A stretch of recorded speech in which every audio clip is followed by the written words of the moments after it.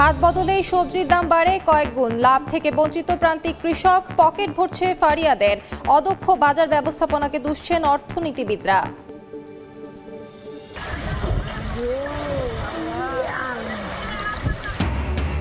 অসময়ে ভাঙছে ব্রহ্মপুত্র, গাইবান্ধায় দিশেহারা নদী পারের বাসিন্দারা। রংপুরে অবৈধভাবে ড্রেজার মেশিন দিয়ে বালু তোলার মহোৎসব।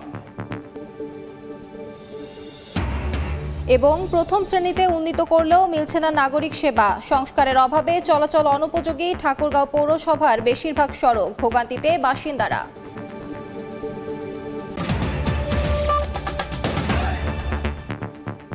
আমন্ত্রণ সময় সংবাদের নিয়মিত আয়োজন বিভাগীয় সময়। থাকছি সপ্তাহে 7 দিন ভিন্ন ভিন্ন বিভাগের সংবাদ নিয়ে। আজ থাকছে রংপুর বিভাগ, সাথে আছি আমি আলিশা ইসলাম।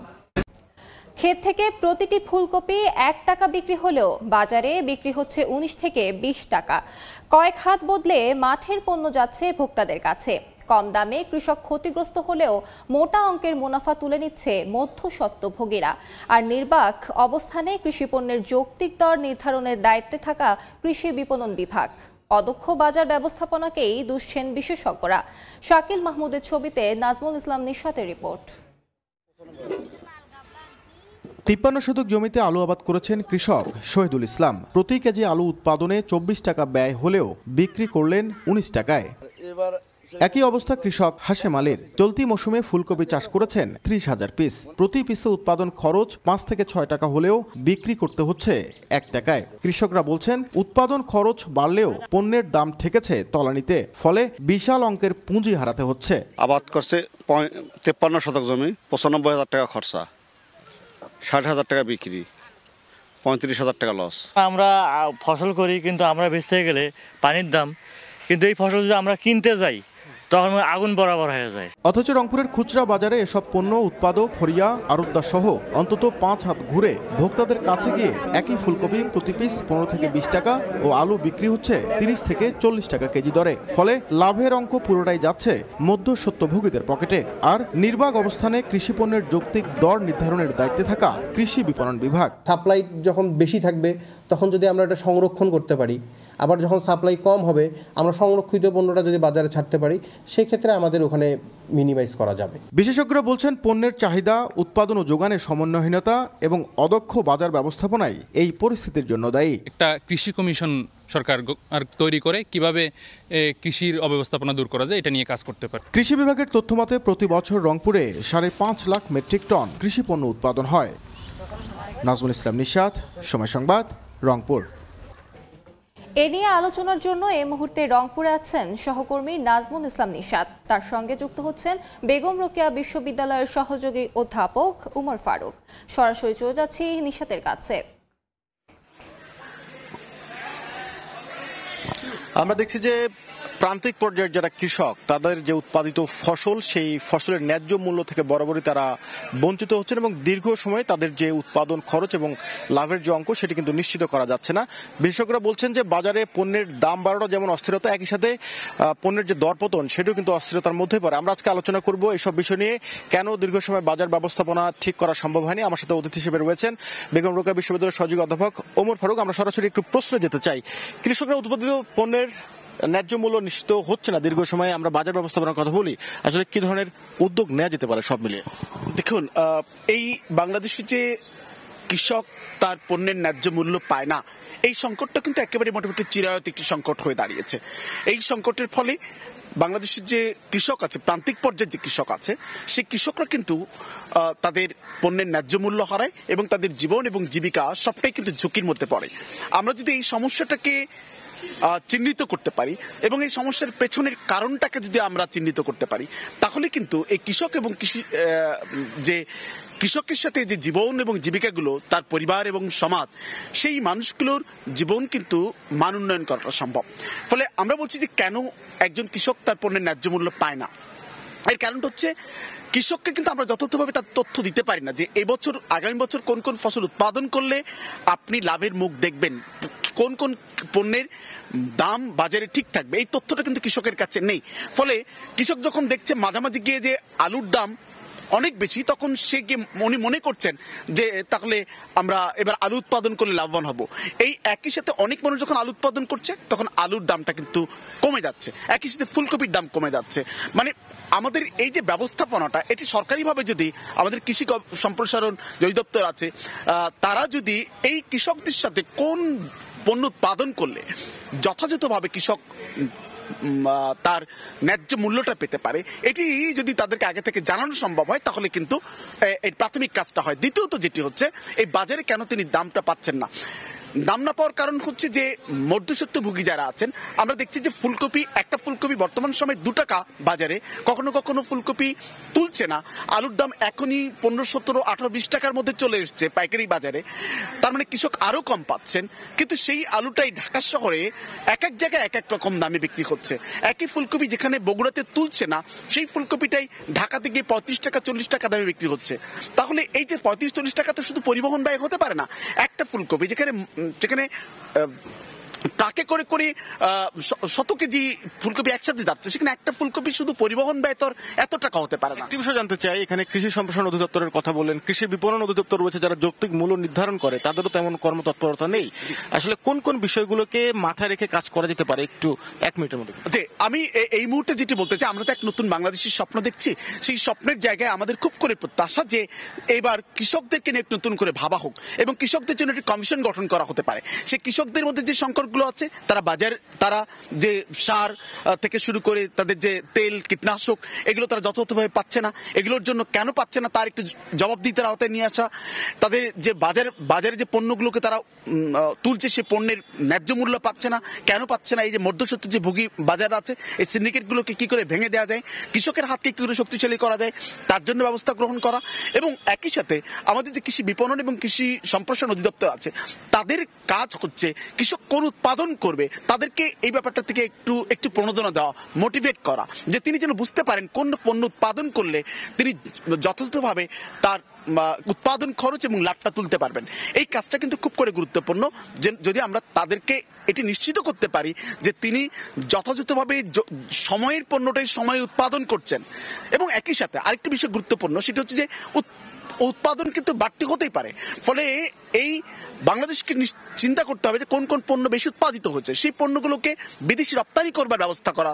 তাৎক্ষণিকভাবে আমাদের বৈদেশিক সম্পর্ক উন্নয়নের মধ্য দিয়ে যদি এই উদ্বৃত্ত পণ্যগুলোকে আমরা বাইরে রপ্তানি করতে পারি, এবং যদি যেই পণ্যগুলোকে আমরা রপ্তানি করতে পারছি না সেগুলো, তার মানে আপনি বলছেন শস্য বিন্যাস একটি বড় বিষয়। এই ক্ষেত্রে আমরা আলোচনা করছিলাম কৃষকরা কেন পণ্যের ন্যায্য মূল্য দীর্ঘ সময় নিশ্চিত করা সম্ভব হচ্ছে না।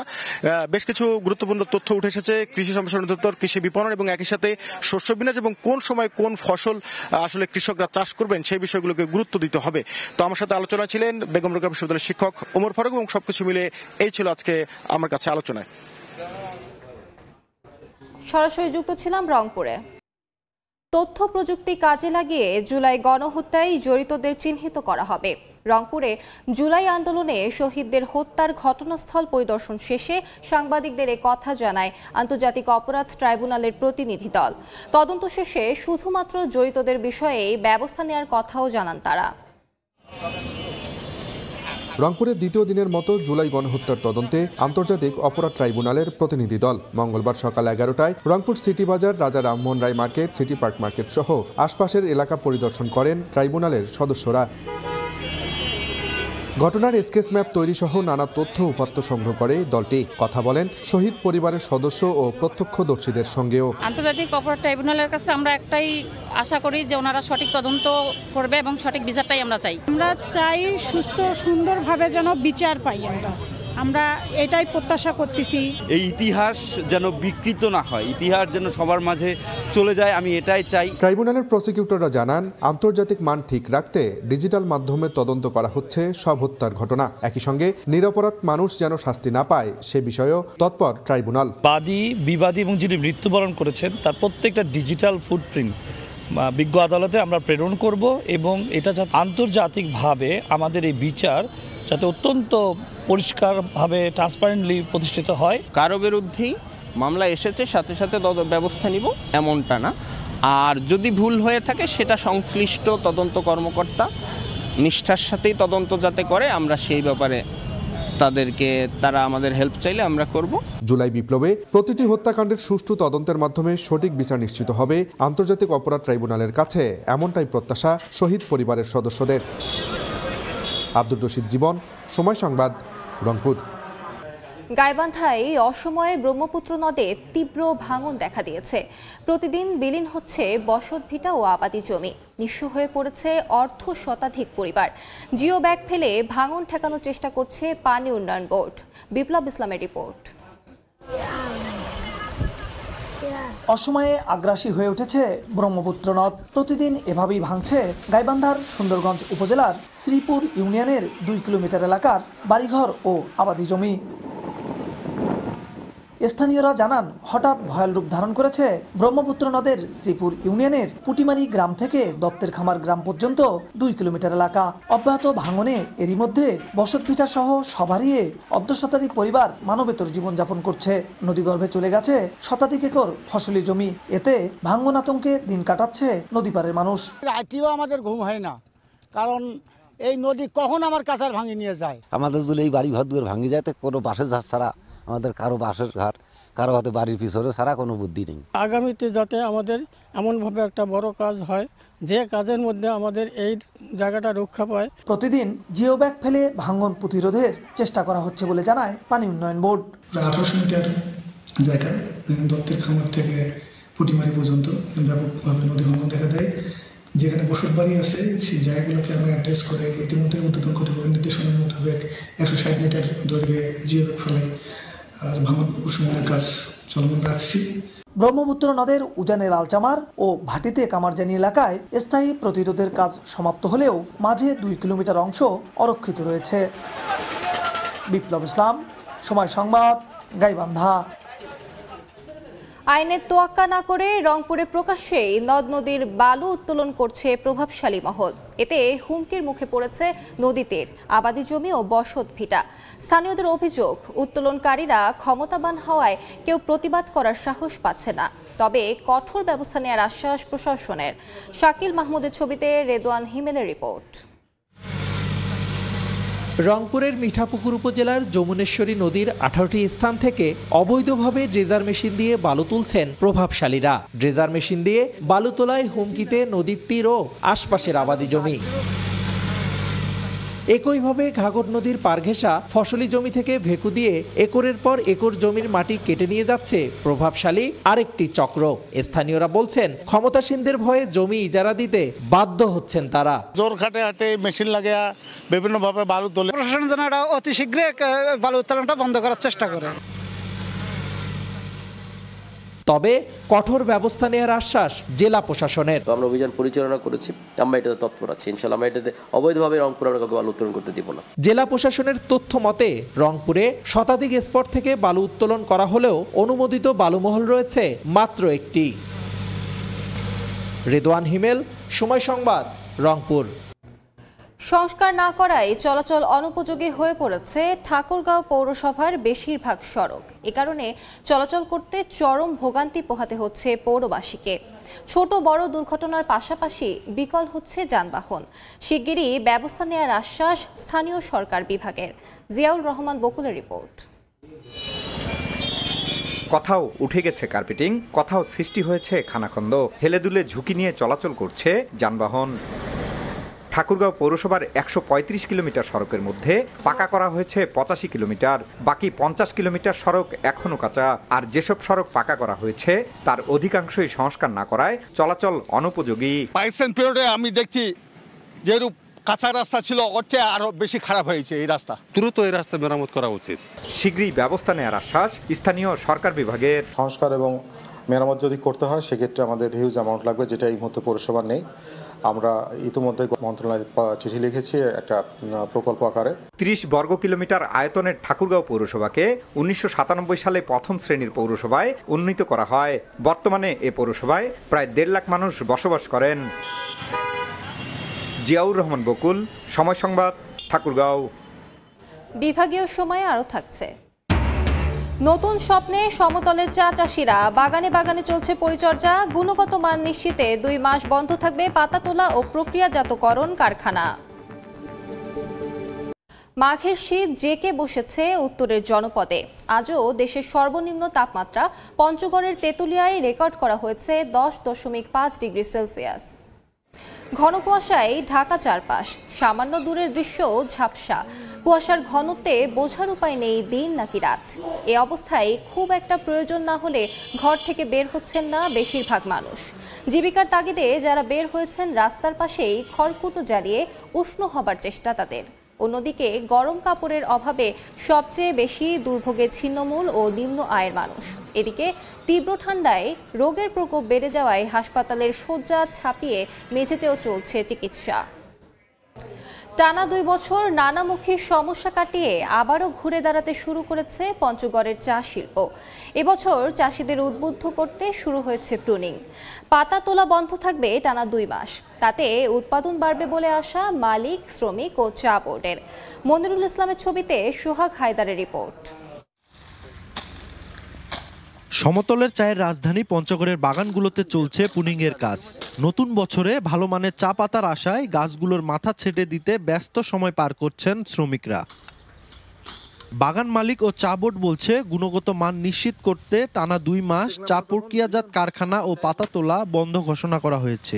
ছাঁটাই করলে চায়ের মানটা ভালো থাকে। পণ্য করতে গিয়ে আমাদের অনেক খরচ হচ্ছে, তো আমরা আশা করবো যে সামনের বছর যেন ভালো দাম পাই আমরা। গেল মৌসুমে জেলায় 1,79,00,000 কেজি চা উৎপাদন হলেও চলতি মৌসুমে তা কমেছে বলে জানান চা বোর্ডের আঞ্চলিক কার্যালয়ের এই কর্মকর্তা। 50% পর্যন্ত ডিডাকশন দেওয়া হয়েছে। এই যে ডিডাক্টেড জিএলটা, এটা রেকর্ডে আসে নাই। এই 3 কারণেই রেকর্ড আমাদের কম দেখাচ্ছে আর কি। 2000 সালে পঞ্চগড়ে প্রায় 10,000 একর জমিতে বাণিজ্যিকভাবে চা চাষ শুরু হলেও নানা জটিলতায় তা 1,000 একর কমে গেছে। আর জেলায় চা পাতা প্রক্রিয়াজাত কারখানা রয়েছে 29টি। সোহাগ হায়দার, সময় সংবাদ, পঞ্চগড়। 6 বছরেও শেষ হয়নি 450 মিটার দীর্ঘ সেতুর নির্মাণ কাজ। 44 ভাগ কাজ বাকি রেখেই 1 বছর আগে পালিয়েছে ঠিকাদার। এতে ভোগান্তিতে দিনাজপুরের আত্রাই নদীর জয়ন্তিয়া ঘাট পারাপারকারীরা। শিগগিরই কাজ শুরুর আশ্বাস দিয়েছে এলজিইডি। গোলাম নবী দুলালের পাঠানো তথ্য ও মনজিদ আলম শিমুলের ছবি নিয়ে রিপোর্ট। 2018 সালের সেপ্টেম্বরে দিনাজপুরের বীরগঞ্জ উপজেলার চেহেলগাজী এলাকায় আত্রাই নদীর জয়ন্তিয়া ঘাটে শুরু হয় সেতু নির্মাণ কাজ। এরপর 2 দফায় সময় বাড়িয়ে কাজের অগ্রগতি মাত্র 56%। কাজ বাকি রেখে গত 1 বছর আগে আত্মগোপনে চলে যায় ঢাকার ঠিকাদারি প্রতিষ্ঠান মেসার্স সুরমা কনস্ট্রাকশন। সেতুটির কাজ বন্ধ থাকায় নদী পারাপারে ভোগান্তি পোহাচ্ছেন এলাকাবাসী। এজন্য ঠিকাদার ও এলজিডির গাফিলতিকে দুষছেন স্থানীয়রা। অর্ধেক রাস্তা হাঁটিয়ে নিয়ে যাওয়ার লাগে। ঠিকাদারের জন্য যদি কোনো ব্যবস্থা নিতে হয়, সেটা যেন বাংলাদেশ সরকারের কর্তৃপক্ষ ব্যবস্থা নেয়। এ নিয়ে কোনো সদুত্তর নেই, তবে শীঘ্রই কাজ শুরুর দায়সারা আশ্বাস এলজিইডির। সময় বর্ধন করে আশা করছি খুব শীঘ্রই আমরা কাজটা শুরু করে সমাপ্ত করব। 450 মিটার দীর্ঘ সেতুটি নির্মাণে ব্যয় ধরা হয়েছে 44,16,00,000 টাকা। কার্যাদেশ অনুযায়ী 2021 সালের এপ্রিলে সেতুটির নির্মাণ কাজ শেষ হওয়ার কথা ছিল। সময় সংবাদ, দিনাজপুর। এবার জেনে নেব রংপুর বিভাগের গত সপ্তাহের আলোচিত ঘটনা।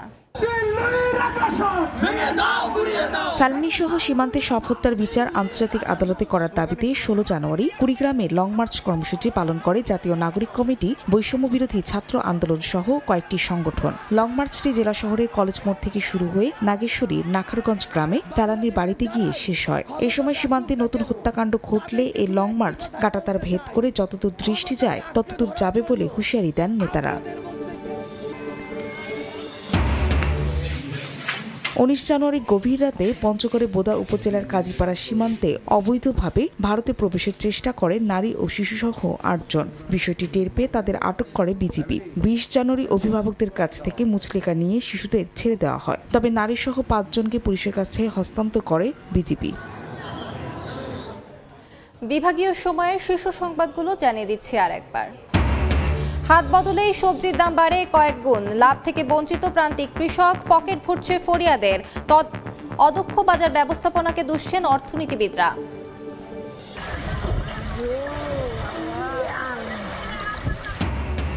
এবং অসময়ে ভাঙছে ব্রহ্মপুত্র। গাইবান্ধায় দিশেহারা নদী পারের বাসিন্দারা। রংপুরে অবৈধভাবে ড্রেজার মেশিন দিয়ে বালু তোলার মহোৎসব।